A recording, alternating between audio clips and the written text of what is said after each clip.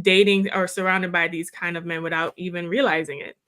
Then later on in the show, we'll turn our attention to Marques Houston, who's in the headlines for marrying a 19-year-old girl. Okay. And what he has to say about doing so, because women his age apparently come with baggage and kids, and he does not want to deal with it. But before we get into it, let me introduce to you my co-queens. We have Constance Carter, wealth activist, okay, real estate queen, honey. We have Dr. Alicia, who is the best therapist around, honey. Check her out at coachingwithdralicia.com. And Tierra, okay, producer and boss, honey. Extraordinaire Miss Black Hollywood. And of course, me, Athena Gardner, CPA and founder of Weak Wealth Women.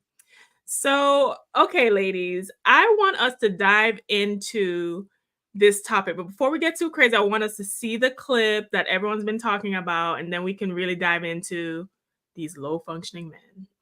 So, what identifies a woman to be high functioning? A high functioning woman is a woman who wants you. She doesn't need you. And let me clear that up. When I say she doesn't need you, it doesn't mean she's independent. That means she is interdependent. I only not need you because my pain doesn't need your pain. My dysfunction doesn't need your dysfunction to feed it for us to be in this relationship, meaning I don't need a trauma bond with you, okay? She wants you because she wants the healed part of you, but has the capacity, because we're all human, we ain't perfect, to facilitate and deal with the unhealed part of you that's gonna show up in the relationship at some point. And hers is gonna show up too, mine is gonna show up too. And so that's why I always say, I want a hybrid. I want a hybrid for y'all out there who wanna know, meaning a man who's high functioning enough to meet my healthy high functioning, but low functioning enough to deal with me when my abandonment inflames, to deal with me when some of my dysfunctions that I'm still working on inflame. Because it's simple. High functioning woman feels the same thing a low functioning woman feels. She does two things differently. High functioning woman can regulate her emotions to articulate it so it comes out with emotional intelligence. And she uses what she feels, and chooses with her healthy self and not her dysfunctional self. That's the only difference. Now, explain to me what a high-functioning man is. A high-functioning man, identical to a woman. He can feel what he feels, he regulates his emotions, and he chooses how he's going to deliver that message so that woman receives it, and she's not armed, and now we're at war. That's what a high-functioning man does. And he's also able to sit through hard, challenging conversations without fleeing or abandoning that woman. And using his emotional intelligence that says, I hear you and I understand you, but baby, I don't agree with that one part. Whew, I think she said a word just there in a minute. I want to kick it to you, Dr. Alicia. First question. Is low functioning a therapist term that she was using? Like, where did you get that? Well, okay, so I'm not certain where she got low functioning, but I am spot on with her when it comes to emotional regulation. That is the key. Do you know emotional regulation is the key to healthy relationships and unhealthy relationships? I sell these workbooks, and in these workbooks, I have this called Bowen. Bowen is the researcher, the psychologist Bowen. He's the researcher that came up with a measure on how well you are able to regulate your emotions. And so students in my class and those who get my workbooks can fill that out. And then there's like a guideline here. That is the demarcation between a person who is able to have a healthy relationship versus an unhealthy relationship is how well you score on the Bowen's emotional regulation scale. That is the only thing. And it's so fascinating because people always ask me, and I see it on television a lot, how do I date somebody? How do I know that I'm dating someone? What do I look at? You don't necessarily need to look at compatibility, so to speak. You really need to look at how that person is able to regulate their emotions when they get upset with you, because you can't read someone's mind. They're always going to be able there's always going to be mistakes along the way, triggers, and all of these things that she'd explain. That's a normal thing in every relationship. You're not going to find a carbon copy of yourself. Shoot, your own sibling is not you fight with your own siblings, right? So you're not going to find the carbon copy of yourself, but the demarcation between what's healthy and not healthy is emotional regulation. I'm not certain I would put a label on it like low functioning, high functioning. I'm happy that she's able to articulate it and explain it in the way that absolutely makes sense to me in the therapist world. Well, I'm glad we have you as our resident therapist, honey, because I was like, is this even a regular term? Like, this is the first time I heard that. And by the way it sounds, maybe we need to have that Boeing thing be on these dating apps so we know where everybody line up. Question though, Dr. Alicia, you said you don't necessarily have to be compatible. What does that mean? Well, it means that but people focus so much on compatibility, and it's not the compatibility piece that is a signal of a good relationship, because there's no such thing. You're going to have differences. And the key is how you deal with those differences. Now, certain things about value system, your value system should be similar. Like, how you look at relationships and value systems should be similar, but having things in common, and I'm talking about data, because as a therapist, I have to work on what studies have found in relationships.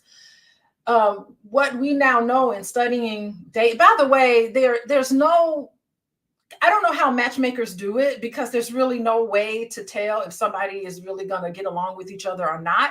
But the one thing that stands strong is how this person is going to react when they are upset with you. And it has nothing to do with having all things in common. I mean, when you first fall in love with somebody, all you do is notice the things you have in common. But the real key to how you know how they function is what happens when you don't have things in common, when you disagree on certain things. Are you going to have a meltdown and fall apart and act like a little child? Or are you going to be someone who's, and this is why I like to meditate, you're going to be someone who's going to be mindful in their conversations with you and say, when you said that to me, it brought up something for me. It reminded me of something painful that happened in the past. And I want to lash out at you, but I know it's not really you. I know it's what's going on here. And I just want to let you know, here's how I would love for you to be able to talk to me or address me, because it hurt my feelings. Someone who's able to say that. And eventually in couples therapy, I get them to say stuff like that. But what they do is they explode and they start yelling and throwing stuff and acting crazy, when normally you're a nice sound person. Oh, so very low functioning. If you're new here, welcome to Flyer Nubian Money. We are here weekdays, Monday through Friday at 1 p.m. Eastern Standard Time. If you want to join our text list so you never miss out on any time we are live or anything we have to offer, please text the word Queens to 87948 so you do not miss a thing. Now, I want to pivot slightly to Constance with this question, okay? And I also want to pose this question to the audience. So comment down below or answer in the chat. What do you think defines a low functioning man? And have you encountered or been involved with one without realizing it? Well, I mean, basically, I've only been with one person my whole life. So not even in your dating experience. Constance, I know you've been dating. I know you've been outside a little bit, but I wouldn't consider anything of any significance. I don't give people a whole lot of opportunity to, to do anything. I haven't given anybody an opportunity to kind of like be low functioning. I just lose interest very quickly. And they may be very high functioning people. It's me. It ain't them, it's me. So, what is low functioning? I would imagine just a person who does not step up to the plate, a person that does not add value to you.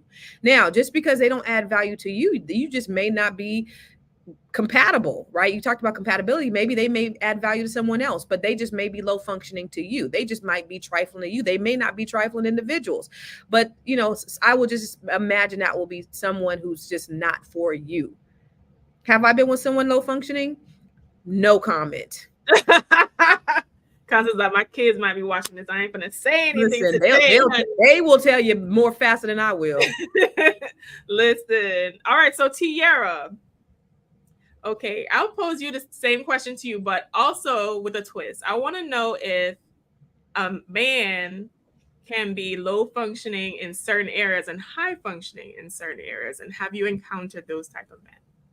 Ooh, you know what? So when I've heard them having this conversation initially, I thought I kind of associated it with like low vibrational because Cam, like the actions of who Cam Newton is and like what he does and the way he thinks, it comes across, and Nick Cannon, it comes across very like low vibrational. Let me have all these women all over the place doing whatever. And I'm just kind of like here taking care of kids, sometimes not taking care of kids, other times. Like it just seems messy and low vibrational, and women just allowing him to do it like it's okay as long as he's paying for my rent and whatever it is that they require, which isn't much.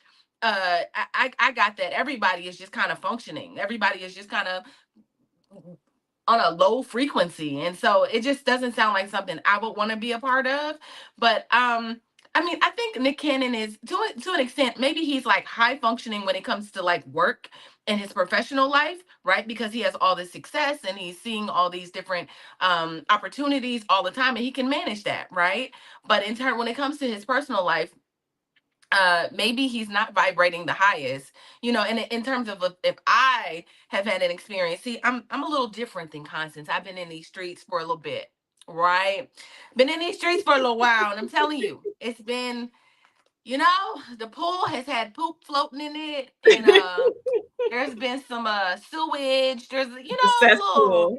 you know It's what a I'm saying? Like there's some cesspool, process, honey. something in there. I'm not really sure what that is. Like there's all kind of things in there. So, you know, to answer your question, I have had encounters with men who have vibrated low. Either it's like I'm not available. What I notice is that a lot of men are like nonchalant and not emotionally available, or there's certain things that they can't give. You know, they're avoidant. They're, you know, they're insecure. It's just all the things, right? So that's what I've encountered over the years. You know, before we move on, Tiara, I have a question for you that you mentioned. Okay. You Yeah. mentioned women dealing with low functioning men to get their bills paid, get rent paid, all this other stuff. So, do you think that low functioning men will attract low functioning women? Are women low Yeah. functioning for entertaining those type of men? What is that? What is saying? They say you don't attract what you want, you attract who you are. Is that's the saying? I agree with that. I think, you know, it's so funny because I think we attract everything. I think if we are light, then we attract a little bit of everything. It's kind of like what you entertain.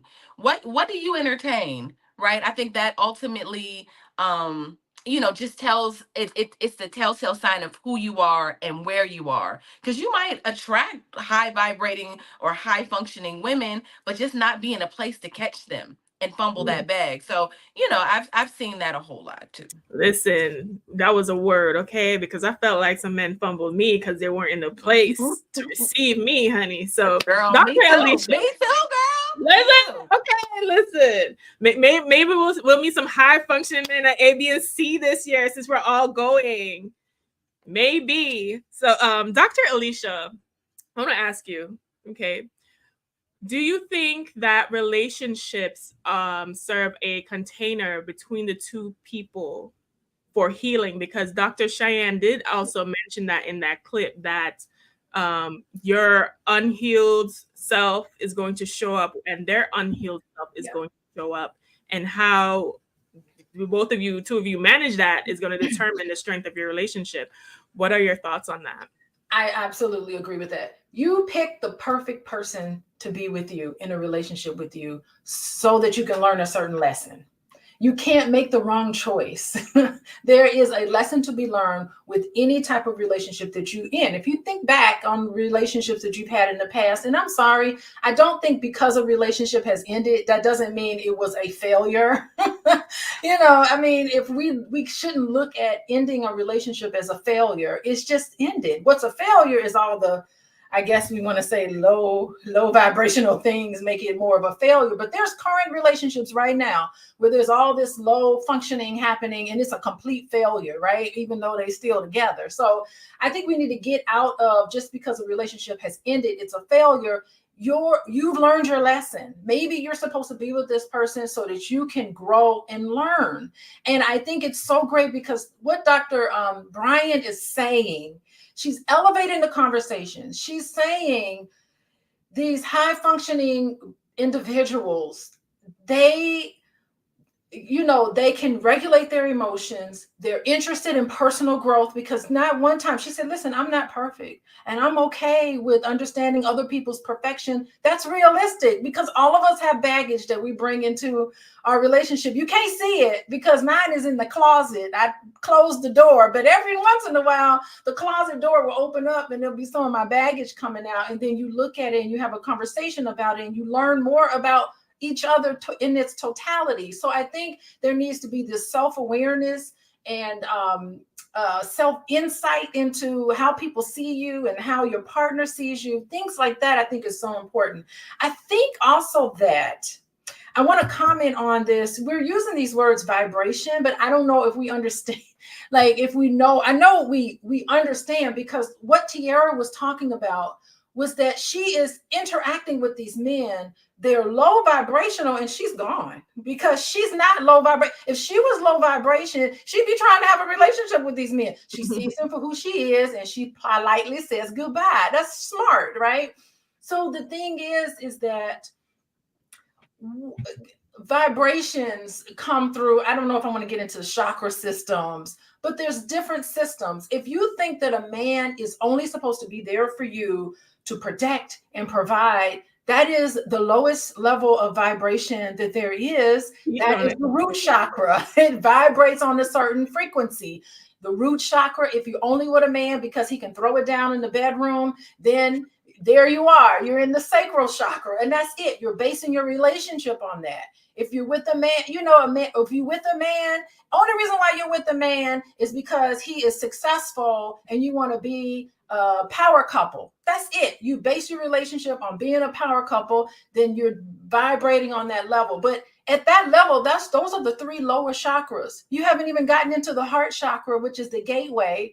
If we want to get into all of that, that's where the love comes in. But it depends on what you base your relationship on. And what Dr. Bryan is doing, sounds like to me, she's elevating this conversation to higher vibrations like love, and how you speak to each other is the throat chakra. And connecting with somebody on a spiritual level, she is trying to bring relationships up. So really, she's I think it's pretty brilliant to say functioning, because functioning can come across to the public. Remember, she has this knowledge, but she also needs to speak in a way where people can understand. And she did a great job, as far as I'm concerned. You know what, Dr. Alicia, my second and my fourth chakra is closed right now. It's under construction. I don't feel like being bothered with no foolishness. You know what the second chakra is? Sensuality. And the fourth chakra is the heart chakra. Yeah, right now I'm good. But I did want to say something about there was a comment from who was that? He said that Dr. Cheyenne was bitter. And I find it funny that men are mad at a woman holding them accountable for doing the right thing. And that just goes to show you that there are so many men out here operating low functioning because they're households and they're not taking care of their house. She's just saying, listen, if you are going to create a household, make sure that you're there, because you are creating dysfunctional household. You're creating broken households. Y'all mad at her because she's telling y'all the truth? Be mad at God when he tells you, be mad at the Bible because the Bible's the truth, right? So if somebody tells you the truth, y'all gonna be mad? That is crazy. She's bitter because she's holding y'all accountable. Black men need to step up. I'm not gonna curse today, McFack. I think that, what I find curious about Dr. Cheyenne's conversation is that she definitely, spawned a bunch of emotional reactions, especially from the men, because I feel like men in general feel like they're being attacked anytime people are holding them accountable. But Constance, what I want to ask you is similar to what Dr. Alicia said, that every relationship that you're in gives you a big lesson. And I know you were married 150 years, right? Okay, 150 years. What was the lesson that you felt like you garnered from that relationship, and how do you plan on learning from that for the future? Wow, there's so many lessons. I mean, if you're with somebody your whole life, like it's just a lot of learning. What I learned is number one, I wouldn't get married so young. But the other thing is like, just seeing how you can just add value to someone's life and then maybe making the choice to choose someone. And that's the reason why I just haven't found anyone interesting is because for me, it's just there has to be that connection and there has to be a person that can just deal with me and the energy and who I am and not be intimidated. But what I've of course there's so many lessons. I can't think of just one lesson that I've learned out of that because it's a lifetime, really. It's 30 years. It's a lifetime. But what I can say is that you know, I've grown and I want the best for him. And my hope, is that he can love his children more than he does not like me and just be a father. That's the only thing that I want for out of that situation is just, be there for your kids. Just because I don't want to be with you don't mean that you ain't got kids. Right. And I think that Dr. Cheyenne in her interview stressed the importance of being there for the children because, especially as an adult, or even if you're dating, you start to realize how maladjusted the maladaptive behaviors of adults, and you realize good parents are needed because with good parenting, the result are good adults, hopefully. If you are just joining us, welcome to Fly Nubian Money. We are here Monday through Friday, 1 p.m. Eastern Standard Time. Be sure to text the word Queens, that's Queens, to 87948 so you do not miss when we are on, honey. Please also hit the like and subscribe button and comment down below. Have you ever dated or been in a relationship with a low functioning person? Because women can be low functioning too. All right, as part of this conversation, I do want to focus on the woman a little bit, right? I want to play devil's advocate because, the men always complain how we just be beating them up all the time, right? So, devil's advocate, are the women equally at fault for entertaining low functioning men? Constance, I'll start with you. Sometimes people be sending they representative and you just don't know. You think that you're dealing with one person and then they turn out to be somebody totally different. So yeah, it's tough because you didn't fell in love with somebody else and then he shows himself and you're like, wait a minute, by that time you didn't fell in love, you're trauma bonded, you're soul tied and everything else. and so yeah, I think the responsibility lies on us waiting a little bit.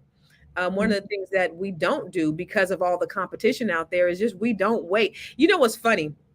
I was talking to my girlfriend yesterday, and she was telling me about her friend who married somebody.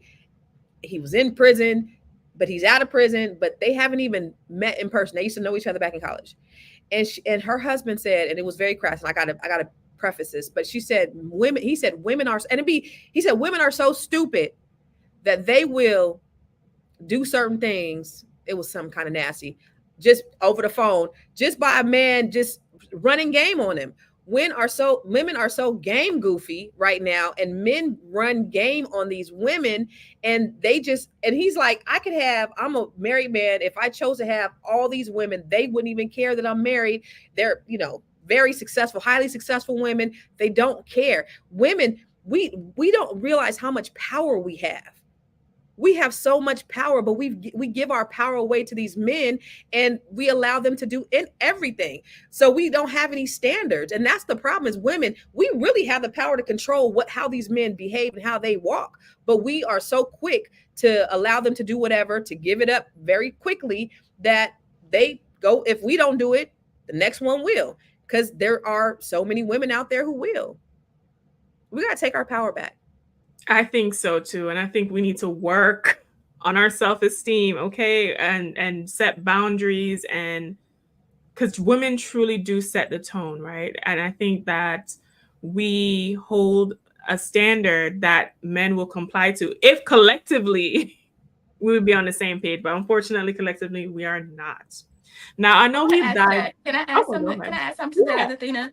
I saw something just yesterday that said that men tend to be they tend to be like they have an abundant mindset where they think like, this is not the last woman that I'll meet. There's plenty of great women out here for me. While women have a scarcity mindset. When we meet a man, we say, I'm never going to meet a man this great Wow. ever again. So let me hold on to him and let him do whatever and stay and ride or die, just all the things that women do. And I think I was like, ooh, woo. I don't ever want to be in a place, even when sometimes I stopped talking to somebody, but it wasn't like a bad stop talking. Like Dr. Alicia said, like it was fine. Like it just didn't work. His schedule just didn't jive with mine, but we had the best time. It wasn't like a negative thing. So when it was over, like all of my friends were like, girl, but he was so good to you. Y'all just came back from a cruise. Y'all just did all this, and I was just like, but it's okay. I mean, he's not the only man that I'll meet. And they just could not understand it. And I'm I think so that's glad that you said that. yeah. That's true. That's true. Yeah. Men have an abundance mindset and women have a scarcity mindset when it comes to relationships. And Terry said that's because of the myth of that there's a shortage of good black men. Yes. Yes. Mhm. There's Well, always that like, is that what a is myth? it? What do they I think say? it's a myth, and I do think that women can be they just feel very vulnerable and very lonely, and so they can just rationalize it away in their head. Also, I think a lot of women or a lot of people stay in unhealthy situations because sometimes they feel sorry for that person. Because think about it, a person who's I'm not going to use, I don't like to use like low value, high value. I personally don't enjoy using those words. I think great one. somebody who's not able to regulate their emotion come from a place of childhood abuse and neglect. That's where they come from. That's why it wasn't modeled to them. They never had a way to someone who sat down with them when they were younger to have them use their words when they're feeling big feelings and using their words. And I think like with therapy, tapping into some of that can help regulate emotions in the current day. So I think that that's really what's happening. I think that there's this childhood thing synced up with women who have abandonment issues. That's why they can't let go sometimes. And so it is this sort of back and forth dysfunction that happens in relationships. It's a pattern. All relationships have a pattern of how they deal with each other in a cycle.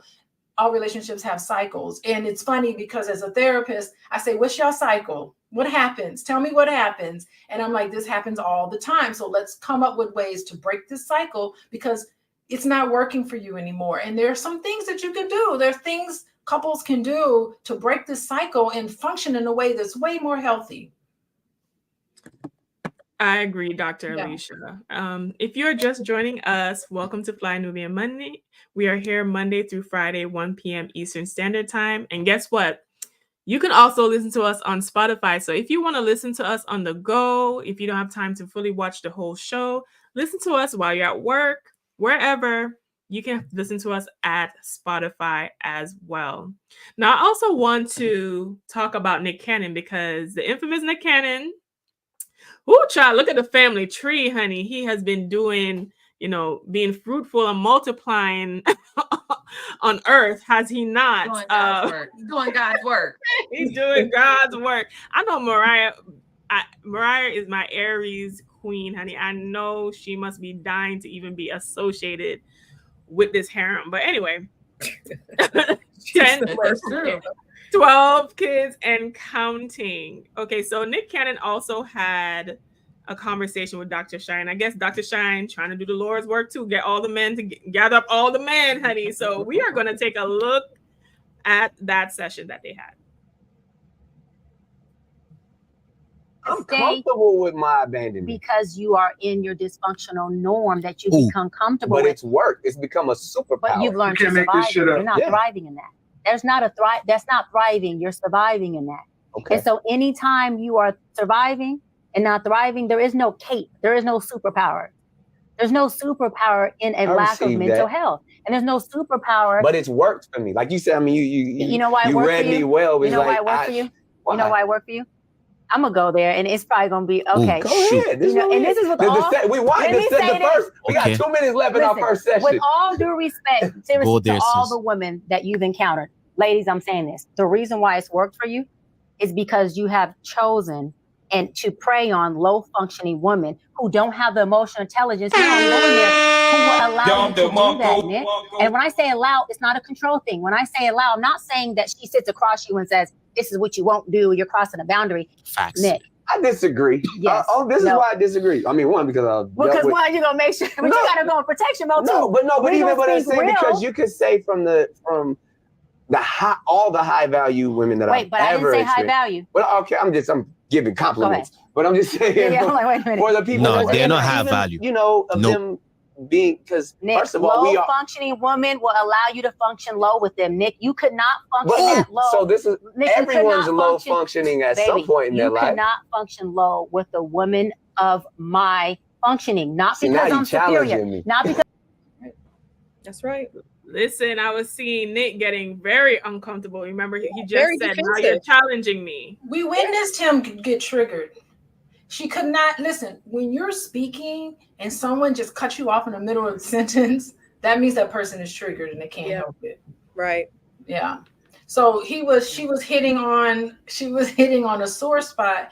And I think that you got to realistically get into a relationship and know what it is. You know, again, what happens, of course, Nick Cannon's probably in a relationship with these women. They have something in common. And as soon as a difference emerges, he flees and he goes and finds someone else. That's when you have those serial short-term relationships because you're not realistic.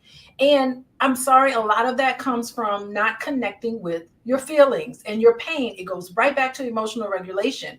He does not want to grow. When you decide to get married, you have decided to grow in a way that you probably hadn't anticipated, because marriage is the level of commitment where you need to be accountable for another person. Your words and actions have to sync up, and when they don't, you can't just melt.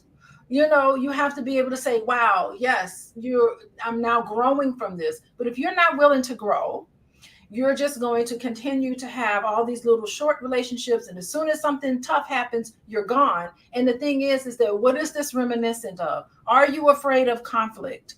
What was conflict shown to you when you were growing up? Was it a big catastrophe, or did you see people in your household have conflict and resolve it peacefully? Or did you see a whole lot of chaos and a lot of people just throwing you out and people leaving and clothes are thrown in the front yard? I don't know. I've heard lots of things. You'd be surprised all the things that I've heard of. But that's it. It is not having the issue of growing. And sometimes to be able to say, I'm sorry, I was wrong. To some people who have issues with depression and mental health, it's a catastrophe because they think if I did something wrong, then that means I'm a bad person. And there's so many people that just can't deal with the fact that I'm a bad person, not my behavior. So when you talk to your children, you need to correct their behavior and you need to say to them, you are a great person. What you did was unacceptable. Say that to your children. Don't say, what the heck is wrong with you? Why would you make that mistake? Why would you do that? Separate the behavior from the actual person so you can give your children some self-esteem so they don't grow up like Nick Cannon with these various different chaotic relationships when they're an adult. I'm telling you. I'm sorry. The fact that Ralph G said he takes care of all his kids, money does not mean that your kids are taken care of. They need presence. You need the yin and the yang. You need the feminine and the masculine energy in the household. Just because you financially support a child does not mean that you take care of them. And men need to get that out of their heads. Just because he go over there, he hit one of them I think he go lay up with them once a week or something. He got a schedule or something crazy like that. So you go lay up with him once a week. You are not in the household every day. You are not providing day-to-day fatherhood, daddy lessons to these children. And so that's a problem. But most of y'all, the people who are over here talking about at least he take care of them kids, probably aren't taking care of their kids anyway. So that's probably acceptable to them. Let me tell you, no, as Nick Cannon, my question to him would be, would you want your daughter to have a baby and date somebody like you? I Hell no. guarantee You know, you. And I they have posed this question to men. I have posed this question to men who have the mentality of Nick Cannon. And I say, okay, so if that's what you're modeling for your children, is this the lifestyle that you want your sons and your daughters, your actual children, to live? And 100% of the times, I can say that in my practice, not one person has ever said, oh yeah, I want the whole world to live like this. I want everybody to just be having kids as long as they can, back and forth. This the contradiction. I said, how do you resolve that contradiction in your head? You are doing to others what you don't even want to happen to your own child. And guess what? It will happen to them because you're demonstrating to them toxic, unhealthy behavior. Listen, But Dr. Alicia, okay, I understand that, but you know what? I think Nick Cannon is leading with who he is in terms of like coming into the situation saying, listen, I got 12 kids. I want some more. What's up? To certain women. And they're going, okay.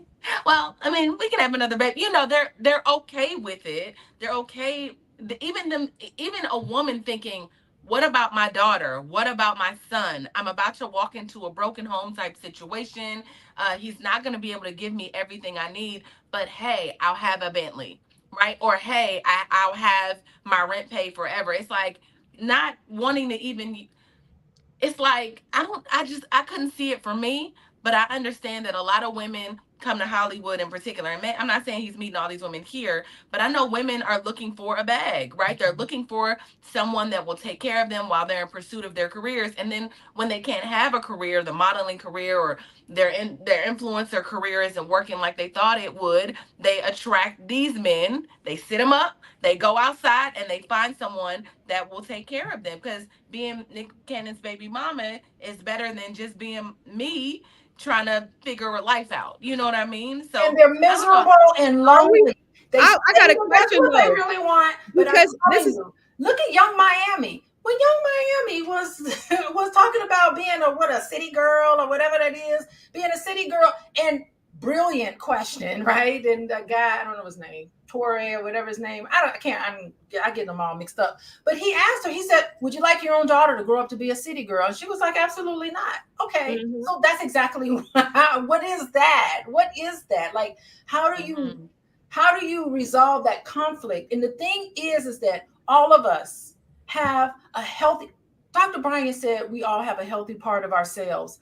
The healthy part of ourselves wants to overshadow the unhealthy part. And you have to, I don't know. I just know about cognitive behavior therapy and psychodynamic work. I know that you can minimize this unhealthy part of you. That's not even you. It's been placed in you.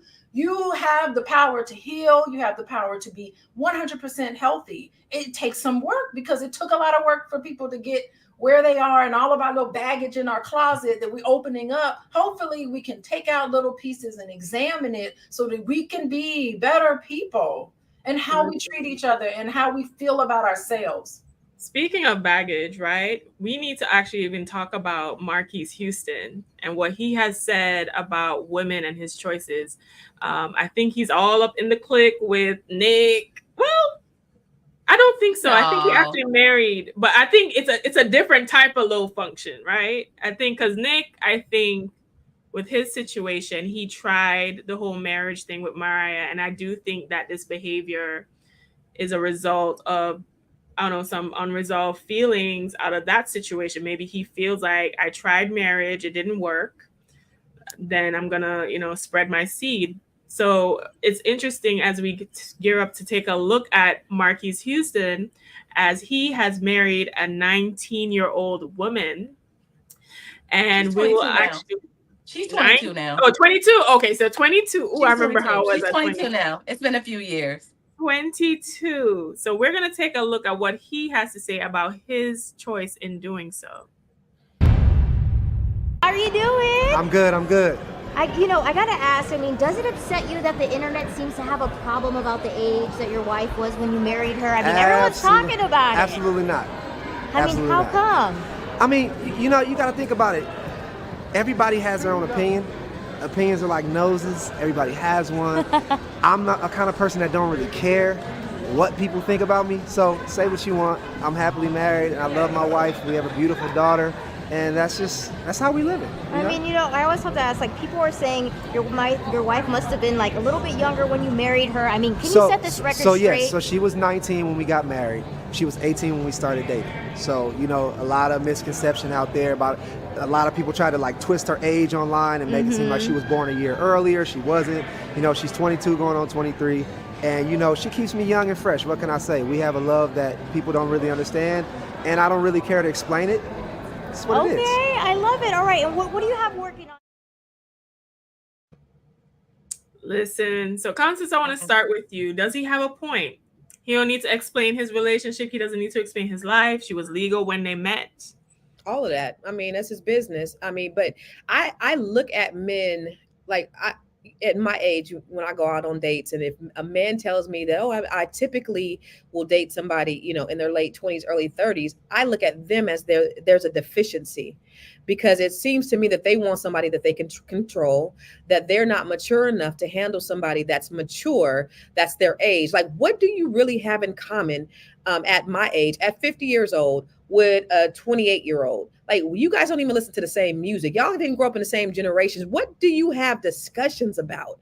So I just, at the end of the day, the young lady was legal, so it's his business. But I just think, what do you really have in common with a child?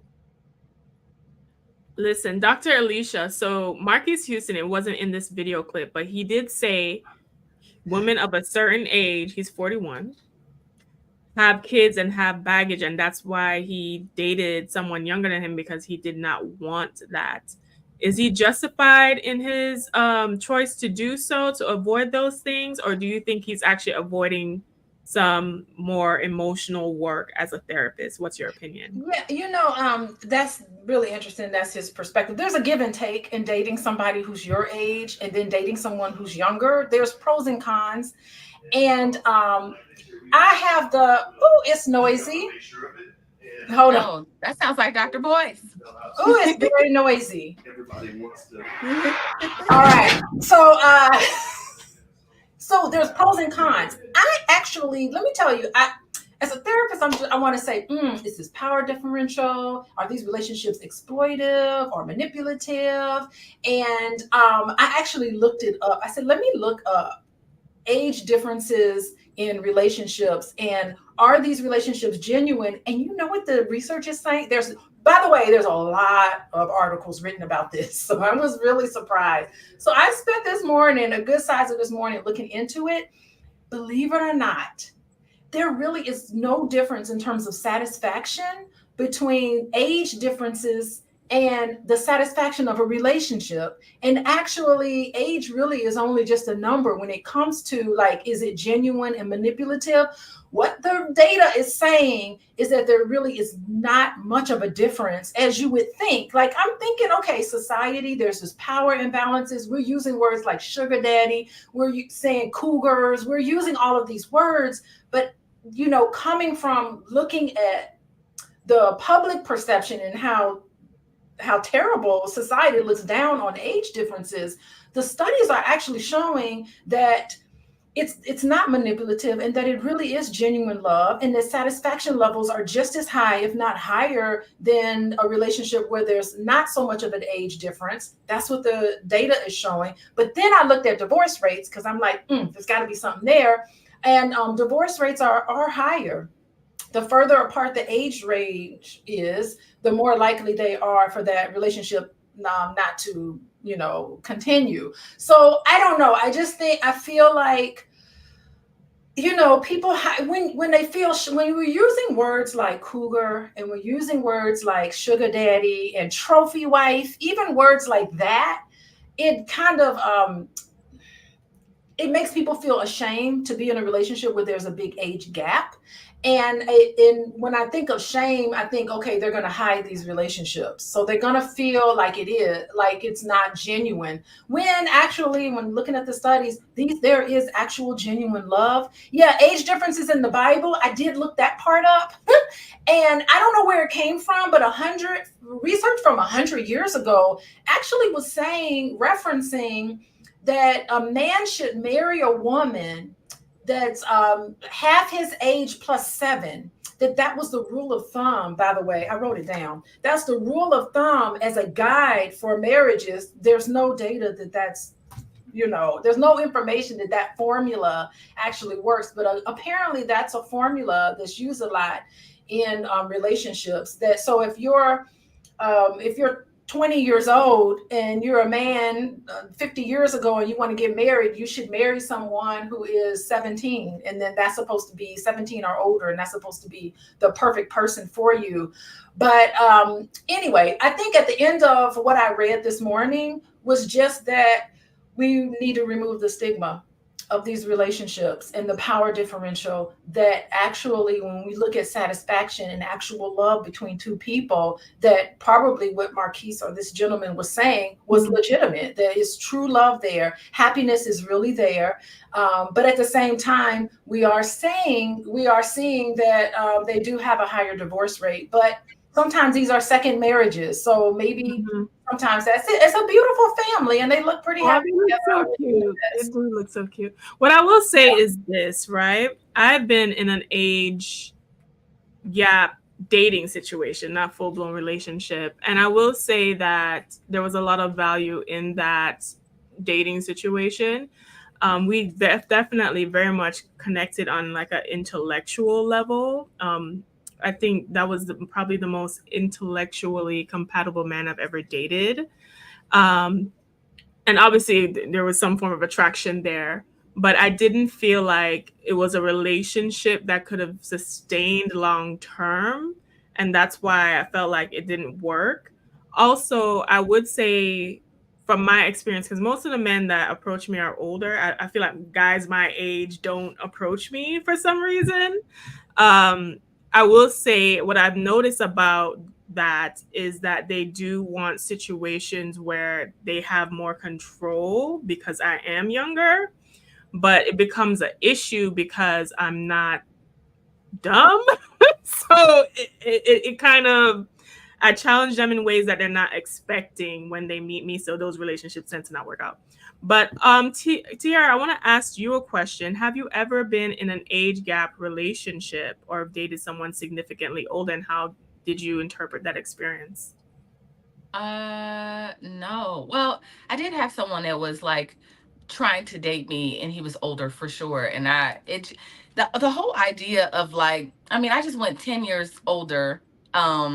And I felt like there was just little things. Like I was like 35 and he was like 47 and he needed naps. There were certain things that like you know what I mean? Like there was just things like we would go walking and then afterwards he'd be like, "Ooh, I'm tired." I'd be like, "This old ass man." Like I didn't, that's not what I wanted, right? Like that I could see, I'm like, what happens when I turn 40 something and he's pushing 60, and I'm like really starting to feel that. I even think that with Marques Houston, like at some point, she's still going to be young and 40 and he's going to be an older man. And so I just wonder how that dynamic will play out for her. Like if she will still be attracted to him as he's getting older and they're 20 years apart. And so I did want to say that about that. And then really quickly, because I know we're going to bring somebody on, you know, it's so funny because I know at the end of the day, I've heard a man say, when I was talking to a friend about this topic, he said, men just want women, sometimes when you date women who are your age, you feel like, you don't, like, a woman's not looking at you like she's looking at you like a peer. And so, sometimes when you date a younger woman, she's like, "Oh my God, you're so great." And I just love everything about what you're doing. Men always date down anyway. That's why they be dating, they go from you to the Section 8 chick because they have somebody that's like, "Oh my God." They want to feel that way. That's what mine did. He went from me to a Section 8. Word of the day. Made him feel real good about himself. Okay. Section 8 chick. Oh my God. So I was gonna ask you about how do you feel about these men who do date down, but I guess you explained it. That's what they do. It makes them feel good about themselves. Strong, viral, whatever. They're insecure men who feel like any man who says that is very insecure, and they feel like they have to rely on external validation for them to feel good. So men who feel good about themselves and they don't need that external, don't rely on external validation. They don't have to have that because they're already filled up, by the way. Yes, honey. We want some well-secure men, and hopefully we will meet them at A, B, and C this year, honey. All right. Y'all beautiful Black brothers, y'all kings, y'all got to come to A, B, and C. We will all be there. Yes. So if you want to see the queens, honey, now's your chance. Now, I want to go to this comment by Preston Hester. Men and women are not peers. And we actually have a caller coming in to join us queens to give his opinion. So I want to hear his opinion on Preston Hester, since he's also a man's, honey. Does he agree? Men and women not peers? Hi, caller. What's your name? Hi, ladies. This is Big Mac. How y'all doing? Oh, Big Mac in the flesh, baby. What's Y'all doing a lot of talking bad on us men, so I want to come give our side. Let me tell you something. We're glad that you were just saying a keyboard warrior out there. Keyboard warrior come through. So, Big Mac, I have a question for you. Yes, ma'am. Preston said men and women are not peers, right? And we just discussed the need or the desire for a woman to look up to you. Do you think that statement is accurate? No, I don't. I think we are peers. I mean, we all have things that we bring to a relationship and to the raising of children, so far as our background, our morals, our religion, and so forth. So I believe, me personally, that, we are peers and we should function together. But at the same time, men have more expectations placed on them also. So we have to recognize that and be honest about that conversation. And just so far as just being considered women dating someone that I guess low value in a sense or whatever. But, women choose these men. So we got to have some accountability with the women choosing these men. And of course, men with money and means are always going to get low. Women at the bottom, women at the top, they're going to get all type of women because you all want the same man. Oh, we all want to say, listen, fighting words. That's fact. That's fact. The issue is, Big Mac, we just want decent men. And so right. if a man with morals. Decent men with morals. And if the pool is very small, then it's going to be, the pickings are going to be slim. But I love what someone said about us having a scarcity mindset and men having an abundant mindset. What do you think about that? Is it because that there are more women than men? What are your thoughts on why we are picking the bottom of the barrel? Or are we just low functioning, trifling? Are we like bad boys? What do you think? Well, I think all that goes into play. You like bad boys, of course, because you can easily go to a university or college and go find a man there easily. And those are men that have value, morals, and, wants to become something. So when they graduate and get these good jobs and so forth and so on, you women are not picking these guys. So when we get older and get set in our careers and established, we don't want the older women anymore because you set in your ways. You didn't choose us in the first place. So we go and date younger women that, seems, haven't been allowed to have a lot of baggage or have kids and so forth and so on. Not that the kids are baggage, but I'm just saying the logical thing to do is to look for those type of women. So we have to be logical in our choices and decisions, in which a lot of women are not logical in doing that, in my opinion. So are men logical in their choices? No, are men logical in their choices? No. I mean, I can't speak for everyone, but I can speak for myself and the friends that in my circle. We are very logical and tactical. We don't go looking for any woman to have kids with or have kids outside of our home or have 4 or 5 kids that we can't take care of because we like to be involved with our kids. And, just like women do. Are you single? No, I'm not. Okay. I have a question for you, Big Mac, since we have you on here. What are the characteristics of a high-functioning woman to you? The characteristics of a high-functioning woman is someone that's nurturing, caring, of course, want to have kids, able to take care of themselves, because I don't look at things as, woman and man. I look at people as adults. So if you're an adult you take care of yourself, you go to college, you go to school, you get a job, you pay your bills, and so forth and so on. Then you look for a man that could come in and compliment you, just like, men do. We look for women that could compliment us. Sometimes we don't look at the financial, we don't care about the financial, or we so-called date down, as you all call it. But that's not dating down. That's picking a woman that compliments you and could do the things that could help you. And therefore, if she helps you, she helps herself. So a woman that's understanding and not materialistic, because we all know women look for the materialistic type of ordeal, ideas in men. But it's a lot of things that come together. When you sick and laying in the bed or on your period or pregnant, we come in, and a man should take care of you in your time of need, in your time of sickness, and in health. So you have to be well-rounded. You just can't focus in on one thing. And I believe in choosing a woman that's well-rounded, because I'm a well-rounded man. I could be masculine. I could take care of kids. I could do everything. I could cook. I could clean. So, pick the right man. Sure you're not single, Big Man? Because you sound like you're doing a little sales pitch right now for a dating profile a little bit. I don't know. I've met you before, and we'd had a conversation before, and you were really awesome. But what you saying? Wait. Was it A, B, and C, Charlotte? Yes, ma'am. Oh my God! Oh yes, but they didn't want me now. How they love me? We shared the Uber together. Yeah, wow. but we'll talk about that later. Yes, definitely. So, Dr. Alicia, did you have a question? Because I saw you looked like you had something. Yeah, I agree with everything he's saying. I mean, that makes sense.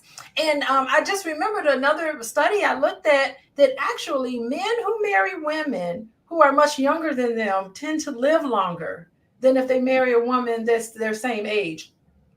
Yeah, I don't know. They benefited from the youth, honey. Yeah. But it still depends on if a man want kids or want to have kids or more kids, then he gets a younger woman. That's just logical stuff. Like I say, everything goes back to logic. But Big Man, I thought you were single in Charlotte. Something like that. No, so like. But all right, ninjas ain't shit news. Okay, he was not moving. But anyway, I'm not going to put my personal out there right now, but we can talk about that later. You just been rolling around with that little Sharpie. Come on, bring it. I love it. But you have. Go ahead. No. Go ahead, please. Okay. No, I'm just saying you just got to have realistic expectations and know what you want. And every time you all talk about men in certain situations, it always seems like to us men that you're talking about the bottom of the barrel men, and that's not the majority. Y'all be doing that too. Y'all be no, we don't. Be on top of your mind and say we always pick the same Pookie and Ray. You guys do the same thing. I can say being here since I moved, been divorced and moved to the DC area, a lot of the men, they're quote unquote high value men. They all have these good government jobs, making all this great money, drive these beautiful cars and all that stuff. The problem is they like a lot of women. They're not low They're not low. What do you call that? What You're not monogamous. No, low functioning. Not low functioning. Low value. They're not low value men. Low value. Yeah.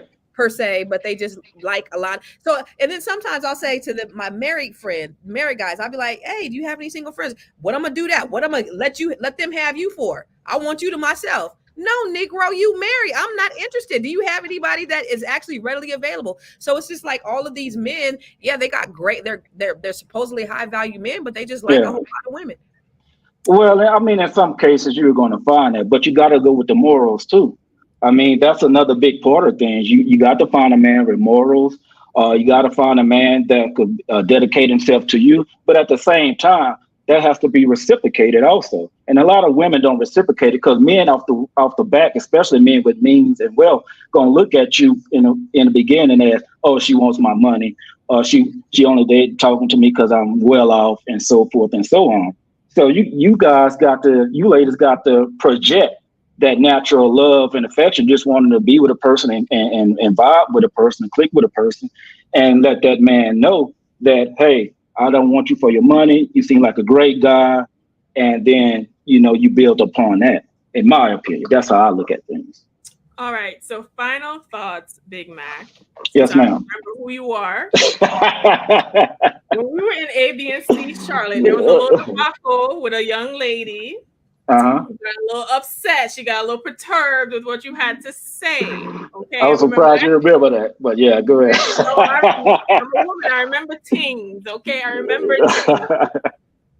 Right. Right. So do you want to explain what was the error that she made in that situation to make you not want to proceed to talking to her again? And what can women learn from that? Well, not to draw out the long story, but it just became that she got very emotional, and we couldn't have that civil conversation that you guys were speaking in the beginning from the video. Controlling your emotions, even if you don't agree with something or perspective, you still could control your emotions and have a civil conversation. Let's talk about it. Let's have a debate about it, or point out your facts and I point out my facts, and so forth and so on. So women like that, I don't have any time for, because that lets me know on a greater scale how they would be with other situations, or if they're pressed, if they're stressed out, and so forth and so on. And I don't want to deal with women that can't handle a simple conversation or a disagreement. So yeah, I think that's what we discussed in the Uber, actually. Yes, all right. we did. Thank you so much for joining us, Big Mac. It was such a Thank pleasure. you. Thank you for having me. Hopefully we'll see you at ABC this year, and we will connect again. Yes, thank you. I try to make it. Thanks again, ladies. I appreciate you. All right. Bye. All right, queens.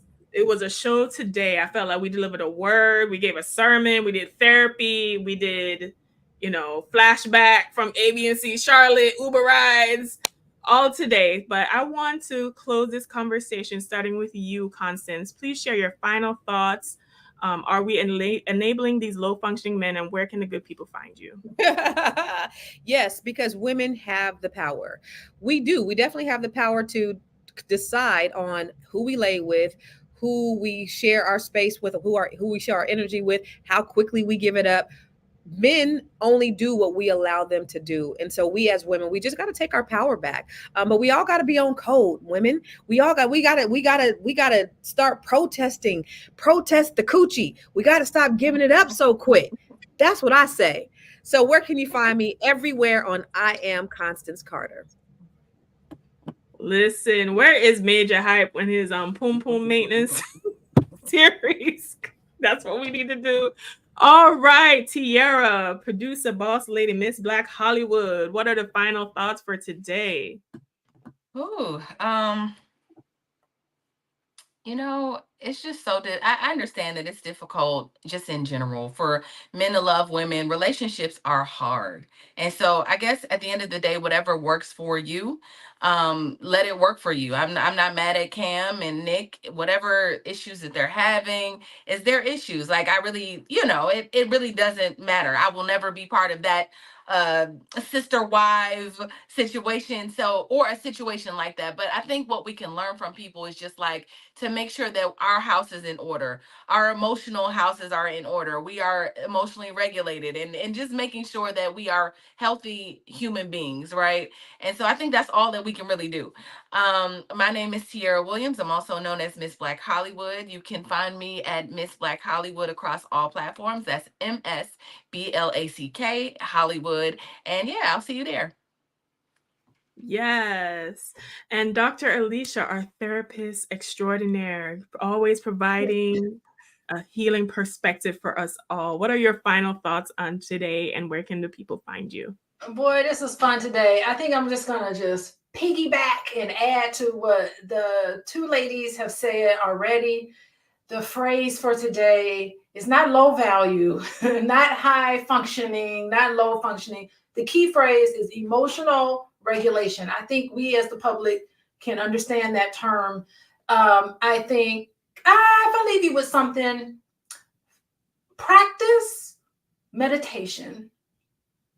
Practice every day.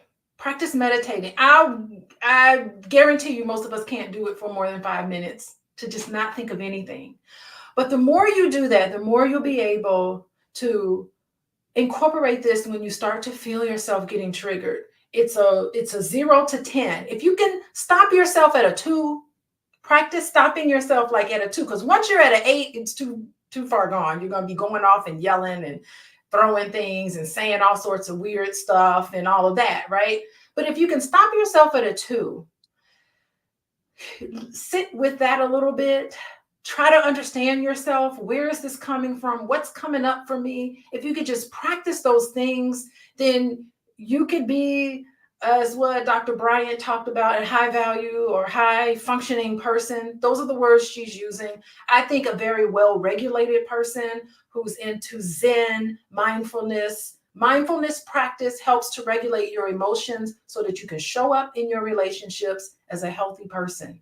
So that's what I'll leave everyone today. Oh, if you want to reach out to me, get into this mindful state, you can find me at Coaching with Dr. Alicia, and I'm on Instagram at Coaching with Dr. Alicia. Yes, the word of the day is emotional regulation. Now, I know the topic of today was, are we enabling low functioning men? And in my opinion, we are.